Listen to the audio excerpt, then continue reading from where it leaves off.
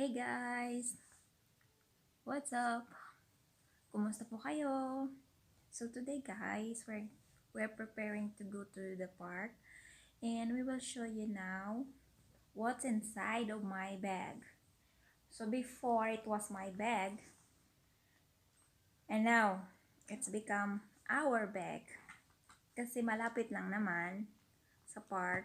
So I need just a pack bag. I need a very quick na pang in case na kailangan niya.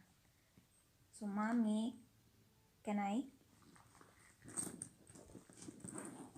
So, nung single, makeup ang laman ngayon. We have hair pampers. Tinutupi-tupi ko siya para magkasya. Dalawa lang kasi malapit. So, we have pampers here. Wet wipes. Sorry. And we have para sa rashes. Hindi ako nagdala ng soda cream kasi medyo malaki yung bote niya. Jar pala. So, ito yung pang yung sunscreen protection. Screen ba yan? Suns protection. Ayun, tama. Autan, yung pang spray kasi malamok na ngayon. So, mga mommies, be careful kasi nga ang lamok ngayon, sobrang mga gat. Oops. And I used to have all the time, I have pen in my bag. Not just pen, but pens. I have a lot. 3, I guess, or 4. Mommy, where are you going? And he has jacket. Summer na summer, sabi ng asawa ko, summer na summer, magdadala ka ng jacket. Ganyan talaga yan siya. Sabi ko pang in case nga, ano ba yung in case? Titirik yung mata niya.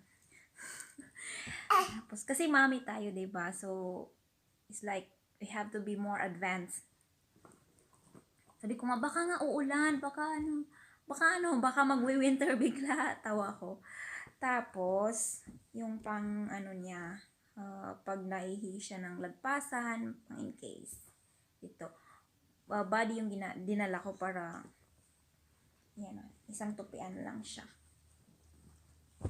Kasi I don't have enough space in my bag.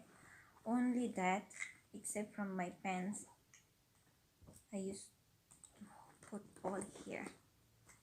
At saka sanitizer. Yan. Sa lahat-lahat, itong sanitizer lang ang naiwan sa bag ko. Except from the makeup, it doesn't have any space here. And mommy doesn't have any time for that makeup.